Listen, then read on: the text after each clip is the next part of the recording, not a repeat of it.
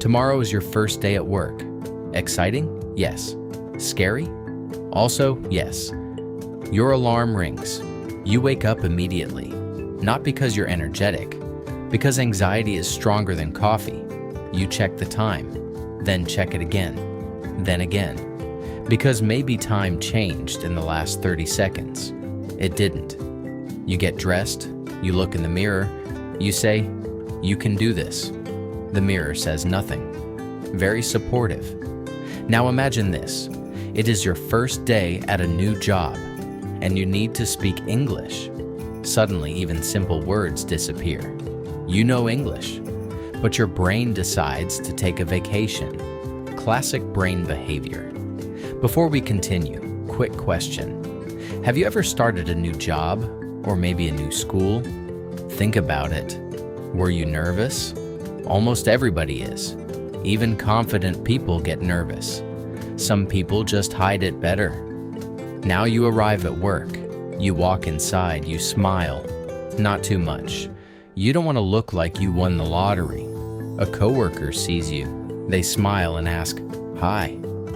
You must be new. Beautiful sentence, you answer, "Yes, today is my first day." Simple, natural, perfect. Then they say, "Welcome to the team." 3 words. But suddenly you feel 50% less stressed. Words are powerful, especially friendly words. Now your manager comes over. This is the moment. Your brain becomes a small, nervous hamster running on a wheel. The manager says, "Nice to meet you." You say, "Nice to meet you too." Easy, good start, no panic, no dramatic music. Then comes one of the most common questions in the world. Can you tell us a little about yourself? And suddenly, your entire life story disappears. You forget your hobbies. You forget where you live. You almost forget your own name. This is normal. Do not worry. You don't need a TED Talk. Keep it simple. Say, "My name is Alex. I'm from Spain. I enjoy reading and traveling." Done. You survived. Now let's talk about names. First days are dangerous. You meet 10 people in 10 minutes. 5 seconds later, all names gone, completely gone. Your brain stores exactly 0 information. This happens to everyone. If you forget somebody's name, don't panic. You can say, "Sorry, can you remind me of your name again?" Very normal. People understand. Honestly, people forget names all the time. Human brains have limited storage, especially on stressful days.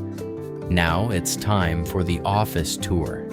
Someone shows you the kitchen, the meeting room, the printer, the bathroom.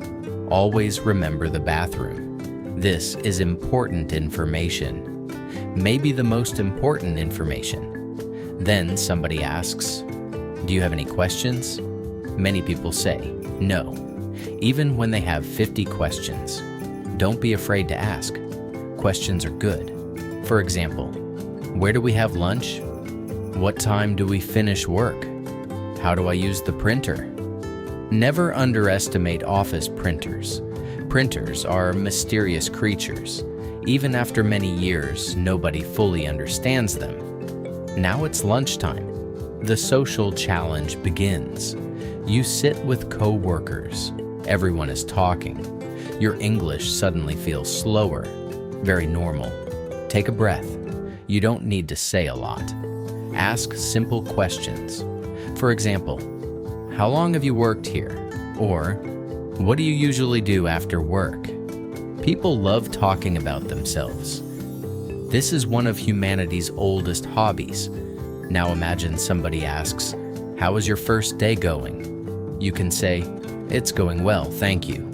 Or, "There's a lot to learn, but everyone is very helpful." Beautiful sentence. Friendly, professional, adult. Look at you, working in English. By the afternoon, your brain feels tired, very tired. Meeting new people, learning new systems, remembering passwords, pretending you understand office vocabulary. It's exhausting. Your brain has been lifting weights all day. mental weights. Then something funny happens. You start feeling a little more comfortable. You laugh at a joke. You ask a question. You find the coffee machine without help. Progress. Small progress. But still progress. And honestly, that is how confidence grows. Not all at once, little by little.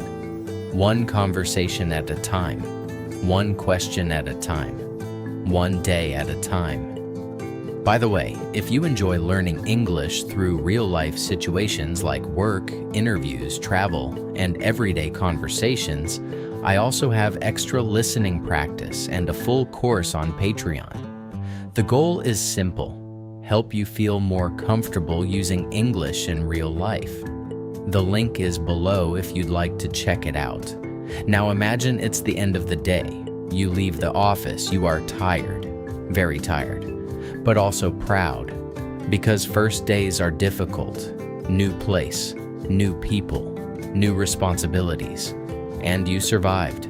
Maybe not perfectly, but perfectly is overrated. You showed up, you tried, you spoke English. That matters. Tomorrow will feel easier. Next week will feel easier.